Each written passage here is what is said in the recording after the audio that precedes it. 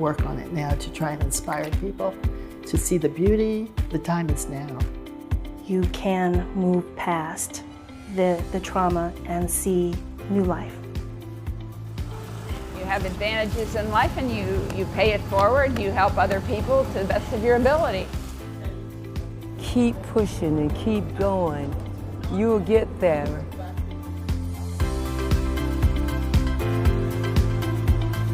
Welcome to Growing Boulder's Ordinary People Living Extraordinary Lives, Central Florida edition, only on WUCF TV.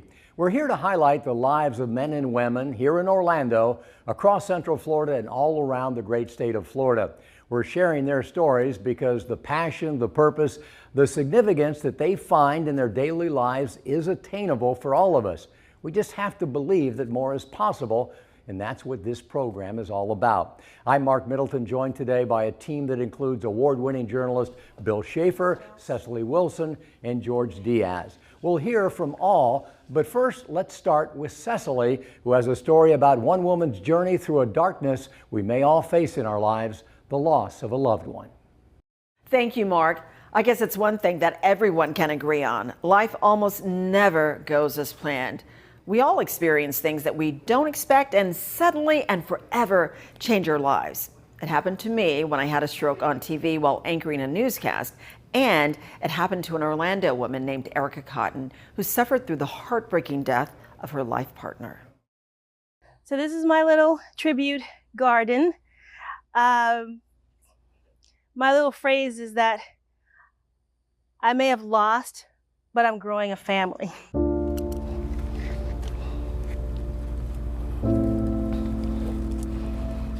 Here's one of those moments where I hear him telling me, make sure you loosen up the roots. Push it down in there.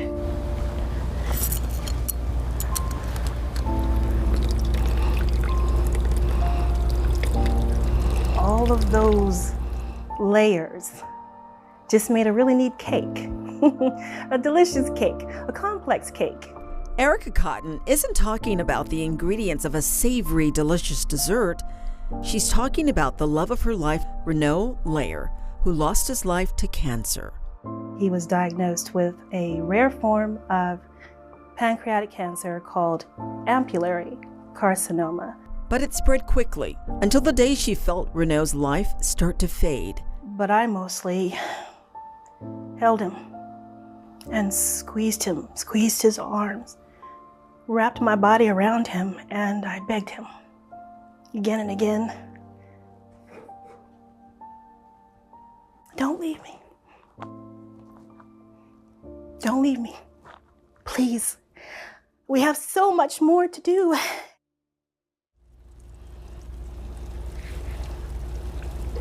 Erica is just one of many dealing with the loss of loved ones during the pandemic. Her way of coping was to get away. When it was finally time to come home, I don't think I was prepared for what I would face being in the house by myself. The denial is a disease itself. The trauma, the depression takes a physical toll. Not only did she lose her love, she also lost her job. Coping with both at the same time has been a challenge. My sense of self, my sense of love, and being alone again. Learning how to be alone again. Having someone who is such an ally, such a partner, such a compliment to me, such a supportive man who let me blossom, gone. Like many, Erica is wrestling with the duality of grief.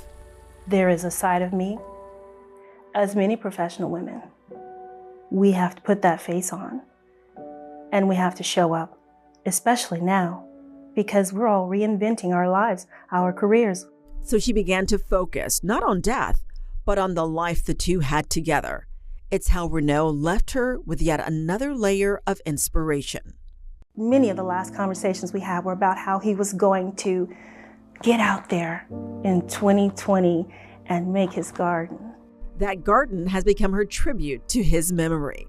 So when I came home from quarantining with my family in Virginia, I looked at that patio and I said, I gotta do this.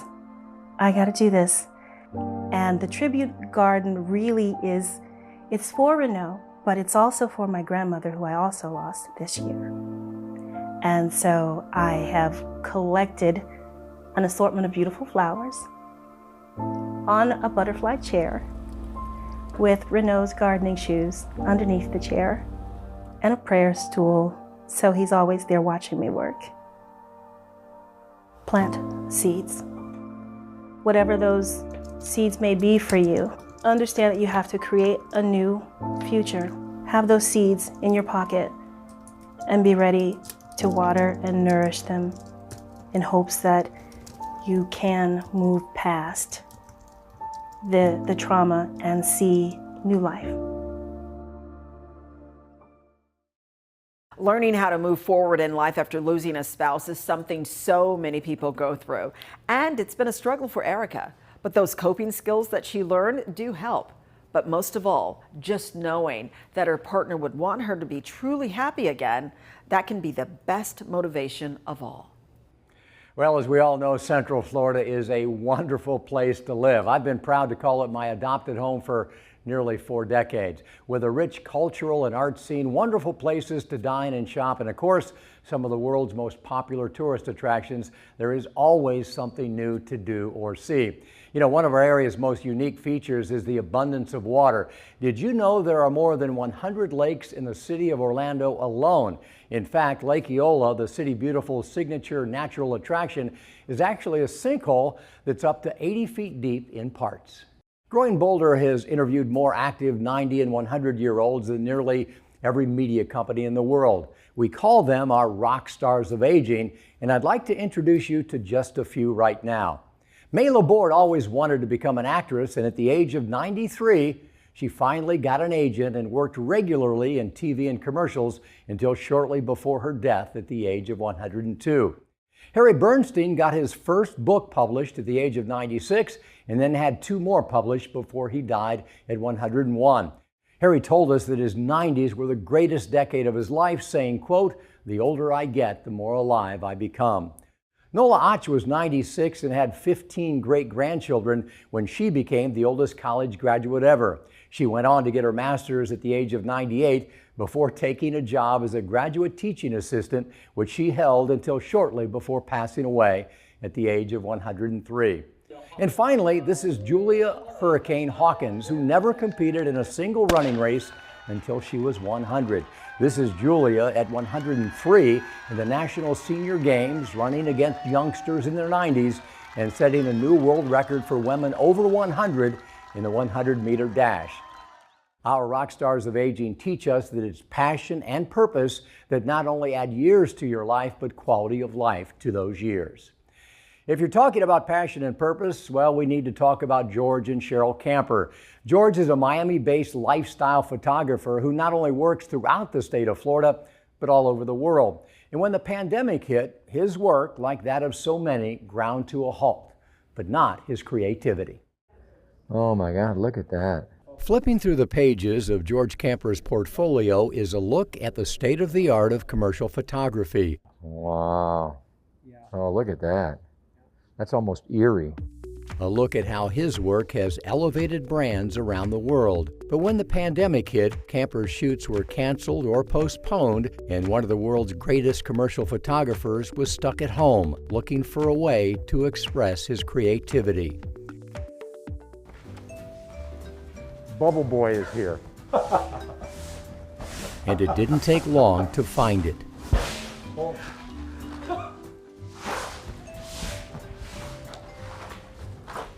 Bubble Boy, welcome to Growing Boulder. Well, thank you. It's great to be here, Mark. How are you enduring the pandemic? I know you've been concerned. Well, you know, we have our bubble, so all of our travels have been, in the bubble. It's been a lot of fun.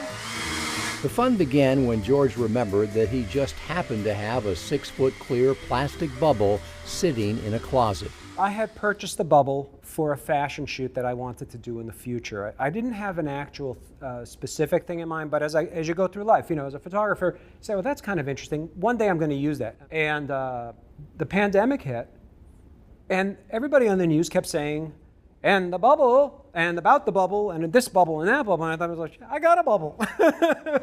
Let's take the bubble out. The bubble came out and George went in. Working with his wife Cheryl, they began a weekly series of highly staged and exquisitely executed photos whose original purpose was simply to amuse themselves during a difficult time. We started it out just because it was something to do, and George was curious as to how it would feel being in there. And then it just kind of exploded. People were seeing it on Facebook and on Instagram and just going crazy over it. All these people were loving the bubble.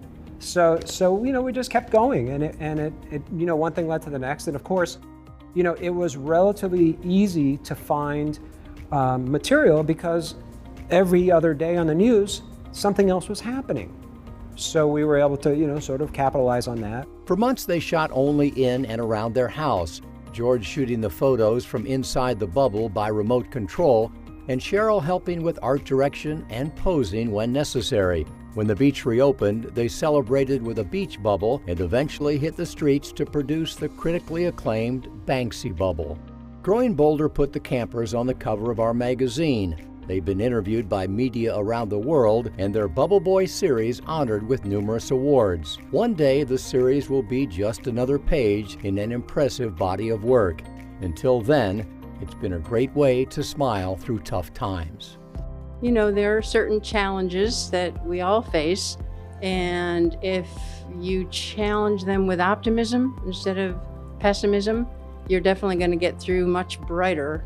And I think that being healthy and creative, they go hand in hand. And hand in hand is how George and Cheryl Camper are not only getting through the pandemic, but life in general. And together, with their creative and playful spirit, they're excited about what's next, whatever that might be. Every day I wake up, I aspire to be a better person and a better photographer. Every day. I'm not done. I think there's so much more to go. I'm retrenching. I'm thinking this next chapter is going to be the best ever. It wasn't the pandemic that devastated the life of former Florida Gator football star Darryl Perry. It was an unforeseen health crisis that occurred in his sleep. George Diaz joins us now to share the story of how Darryl awoke to a real-life nightmare, and most importantly, his inspiring determination to battle back. In all my years as a sports writer for a major daily newspaper, I was always impressed by how much the spirit and drive to win on the field could transfer to a spirit and drive in life. This is a story of a former college football player from the University of Florida who recovered from a near-death experience to be known as the Miracle Man, with a new goal in life: to inspire anyone facing a challenge. And this one here was like a couple weeks before the episode.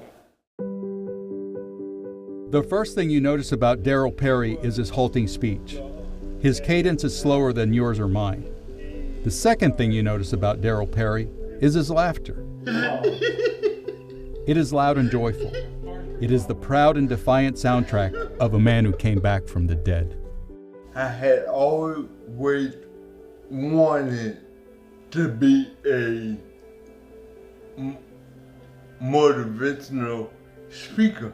So I guess God said, well, I'm gonna give him something to talk about. Darryl's inspirational journey begins tragically years ago, when in the middle of the night, he began choking, gasping, and struggling to breathe. He went into cardiac arrest and lost oxygen to the brain for 7 critical minutes. Darryl was lifeless. Paramedics wanted to stop their efforts to save him, but his wife begged them not to give up. Perry says that saved his life. Very grateful for that. Paramedics used a defibrillator again and again to jolt Darryl's heart, and finally detected a beat. But at the hospital, he slipped into a coma, and there were few signs of life. A former Florida Gators football player, Perry had a strong support group by his side, including former teammate Tony Jones. You know, when I got to the hospital, there were people there like Urban Meyer, Billy Donovan, and a host of other family and friends. And the lobby of the hospital was just filled with people that, you know, loved Daryl. And then, 3 weeks later, against all odds, Perry woke up to a new life. But it was nothing like the one that existed before. His weight dropped by 100 pounds. He suffered irreparable damage to his brain, but somehow his spirit was fully intact. It's very important for anyone who is facing a life-changing event is to stay positive. I don't care what's going on. You have to find the positive in it. Now at age 52, Daryl draws upon every lesson he learned on the football fields at Jones High School and the University of Florida, where he was a bruising fullback and lead blocker for superstar Emmitt Smith. Step by step, word by word, Daryl learned to walk and talk again. He will always have limitations, but he's learned to take life as it comes. This is what I use. He taught himself to cook. His specialties include salmon, stir-fry veggies, and crab cakes. It's going to be a great day, Daryl. Oh, yeah. Find it every time. Find it every time. That's it. He even goes to the gym to work out. And as a divorced father, he still provides a nurturing touch to his 3 children, 2 girls, 1 boy, all Gators, including Austin, who plays for his father's old team. Anytime God gracefully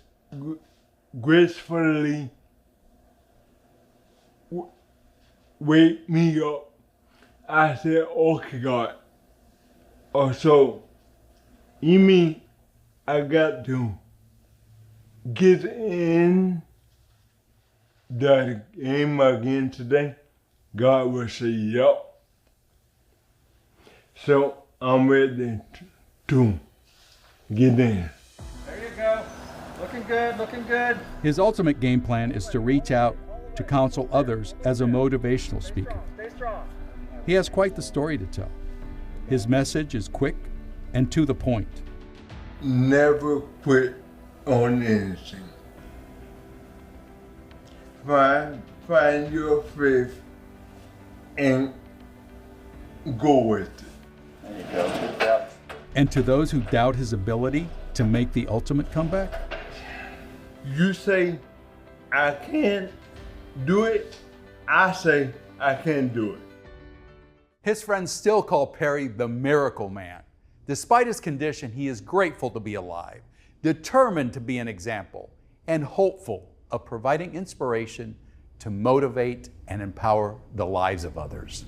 Coming up on Ordinary People Living Extraordinary Lives, why this ailing 93-year-old had to be helped from his bed to the lake behind his home, and then what he did when he got there. But first, the beauty of the place we all call home, Central Florida.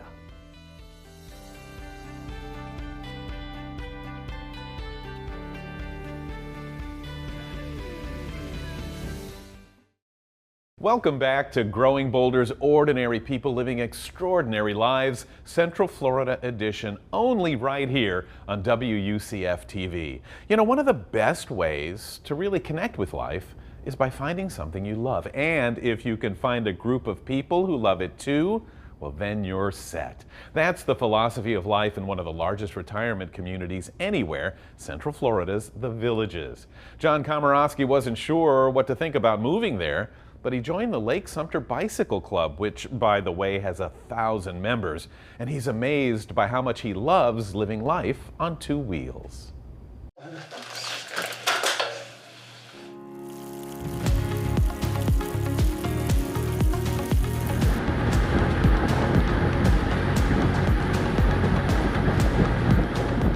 Yeah, I'm perfectly happy with my age. I mean, if this is what 71 looks like, I'm not worried about 81 or 91. 71, John Komorowski is in the best shape of his life. He rides 30 to 50 miles a day, 5 days a week, and here's the thing, he believes you can do it too, with the right group of friends. The trick is, when you have a group that expects you to be there, and as a member, and you might be a leader for them, they expect you to be there. It's just like a personal trainer. You can do all those things a personal trainer tells you to do, but the fact that another person's telling you to do them, or you're relying on another person, or you're going to have to show up to be there at that appointment with that other person, that's what motivates you, because you think, I don't want to have to make up an excuse not to be there. He says since moving to his retirement community, he's never been more active or felt more alive. Did you feel like, oh my God, 65, I'm not ready to slow down. I'm healthy, I'm energetic, and the last thing I want to do is be around a bunch of old people. Let's do it again, yeah! People, they think, when they come to the villages and see my situation, people think I'm going to go down there and see those old people, and they envision, their mind's eye is very clear, walkers and oxygen. Draw a little tank behind them, and maybe it's hooked to their walker as they shuffle through the town square. Instead, they see this. It's the energy from being together that not only pulls them along on the ride, but also through life. But mostly, your social stuff becomes much more powerful, and you realize that's where the joy of your life comes from. You're finding your tribe, you're with your people, you're just doing fun stuff. It's great. So when we're growing up, yeah, if we would have thought in our heads, imagine somebody who's 65 or over, we would not picture them on a bicycle riding mile after mile. Oh my God. Because when we're kids, we think of 65 to 95, the same thing, and the image is the walkers and the oxygen. It's not. People are pretty vibrant and pretty exciting when they're certainly this age.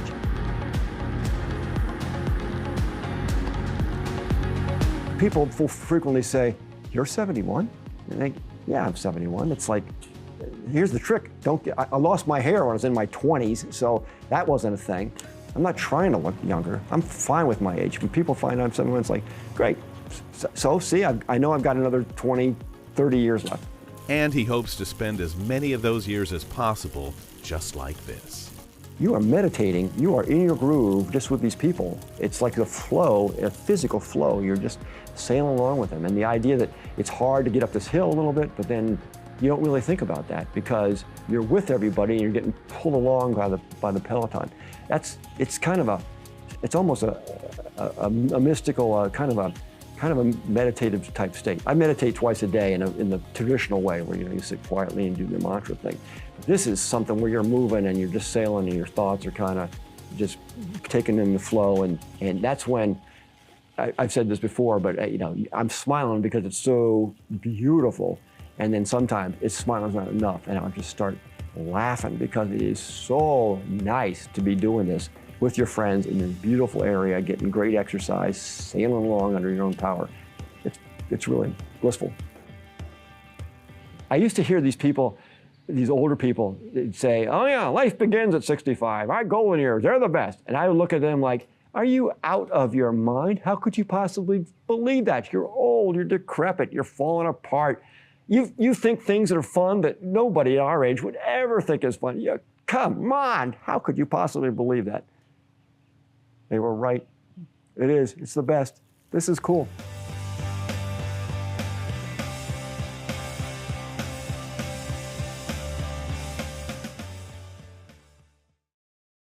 Well, John says that finding a way to be active has kind of a domino effect. Not only are you healthier, but you feel like being involved. You find whole new groups of friends. It gives you newfound energy to where you're looking forward to each new day. If you can tie physical activity with being social through groups and clubs, well, that's when it all falls into place.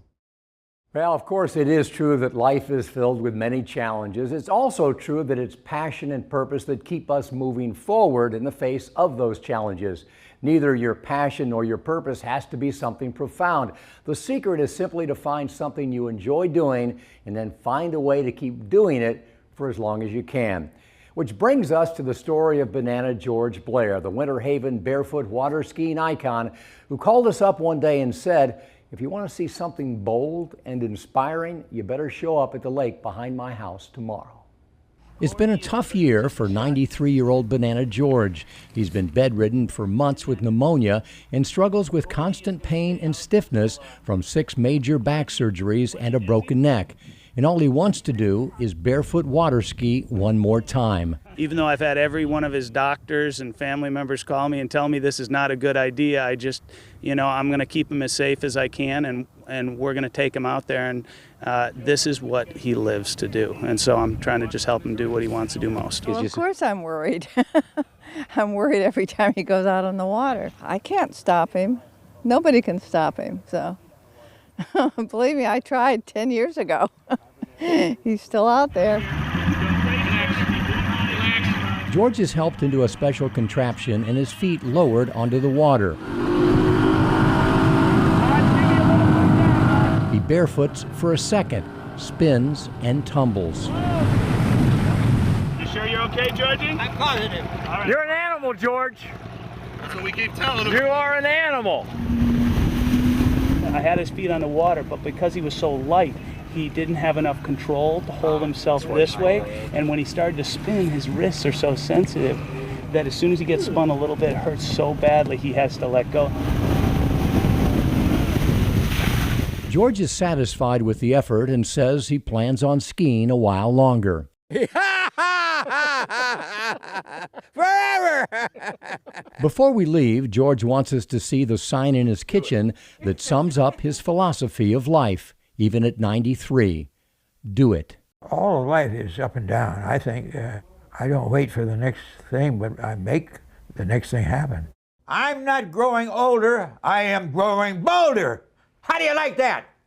Well, that was the last time that Banana George ever water skied. He did live for 3 more years, though, before passing away at the age of 96. And he left us all with a valuable takeaway. Don't wait for the next thing to happen. Make it happen. And make it happen is exactly what a relay team of 2 men and 2 women, all from Florida, did in a swimming pool. Just like a couple of high school superstars, John Corse and Ed Graves are studying the heat sheet at the Rowdy Gaines Masters Classic, underlining their events, checking out their lane assignments. Ed and John are the 2 oldest swimmers in a meet filled with former high school, college, and even Olympic athletes. And together with Betty Lorenzi and Joan Campbell, they're about to make swimming history. This fabulous foursome is attempting to break a world record in the 90 and over 200-meter freestyle relay. 92-year-old Ed Graves is the leadoff swimmer.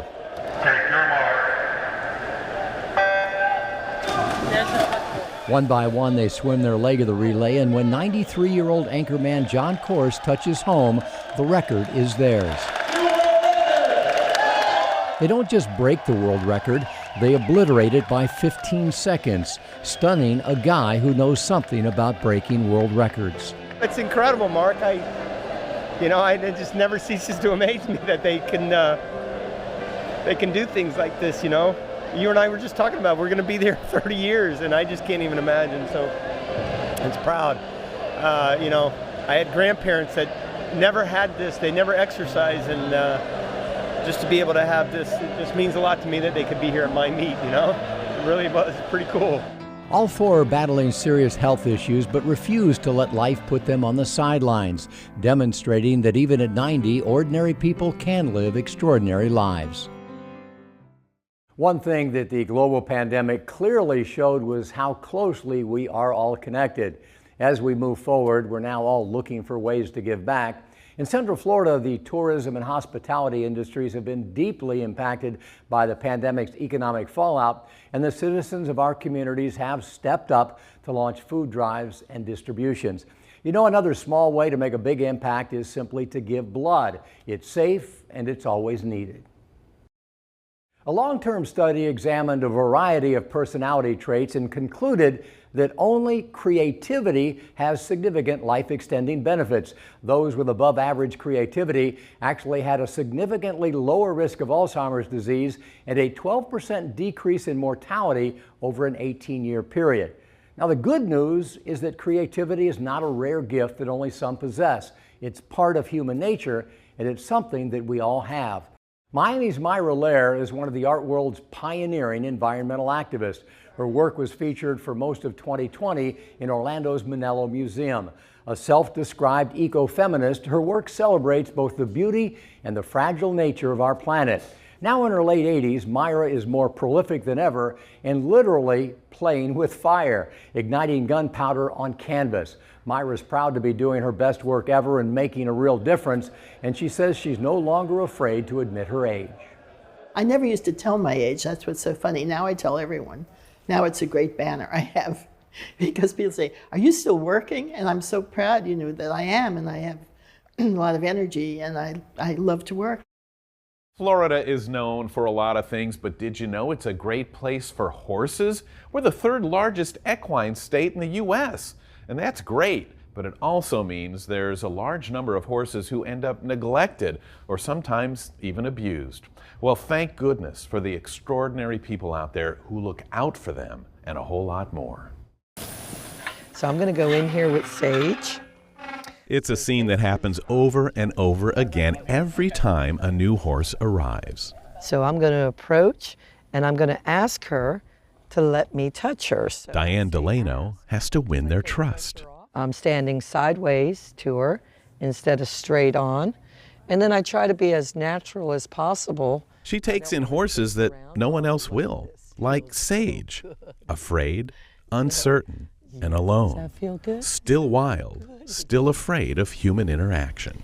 And that's a nice thing. She came actually closer to me. Delano has a way about her, slowly but firmly helping Sage overcome the fear of helping her feel safe, secure, and protected. See how she saw that come? So she's still not ready for two hands. This is what she does for horses who've been abused and neglected. Come right here. And without realizing it, she does with people, too. The volunteers that help keep the Wild Horse Rescue Center going. So he would graze. They, too, come from all over, looking for a place where they're needed, searching for a sense of purpose, wanting to make a difference. It's amazing how many wonderful people come from the villages. It really is. The Villages, Florida is one of the largest retirement communities in the country, just a short distance from the Wild Horse Rescue Center. It's provided a steady stream of people looking to lend a hand in any way possible. And it was amazing to see their ethics and their enthusiasm. All right, you can shut that, thank you. Even from people like Harvey Peterson. Good clean water. 82 years old and battling dementia. Still, his wife brings him every week. Mary, I got to stand there and watch Harvey fill the buckets and take the water around. But I also got to see the magic that happened when Harvey would connect with these horses. You want me to scratch on you, you know that?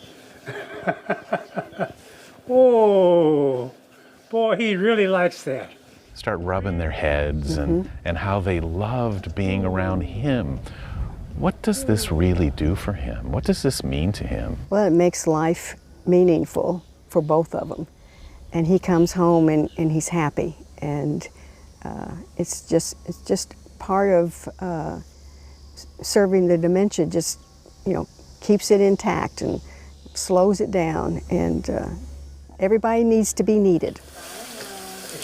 And then there's Kate Kate. She's just 22. So why is she here? I actually get along better with older people. I've always kind of run with the older crowd. Why do you think that is? What do you see that a lot of people miss? I don't know. It's just the life experience, the wisdom. A lot of younger people tend to be out, partying, or at least the ones that I've been around. And I just like a good conversation with somebody. That's kind of what I look for in people. Villages resident George Pusa agrees. Well, now that I'm retired, I have plenty of time. So why not? I've done a lot of volunteering throughout the year and did a lot of community work, while I was still in the service, and just used to volunteering. I just don't feel right just sitting at home.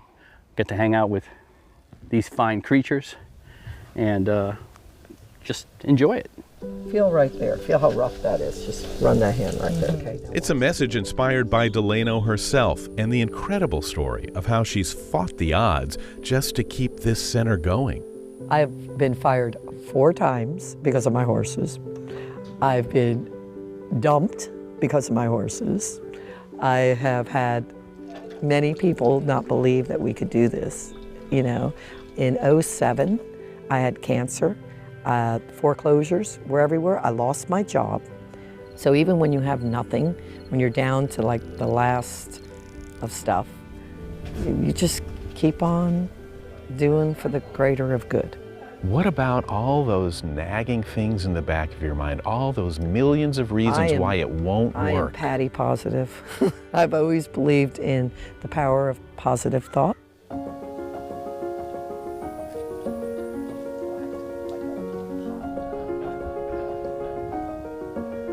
This is a big breakthrough on her 5 weeks that she's been here. For people watching the story, if they take away one thing, what do you hope they take away from this? To keep a passion about things and believe in it, keep faith that it can, for the greater of good, and help those that need a hand up. You don't always have to give a hand out, but give them a hand up, just like these horses. I give them a hand up so that they can go on to their next life.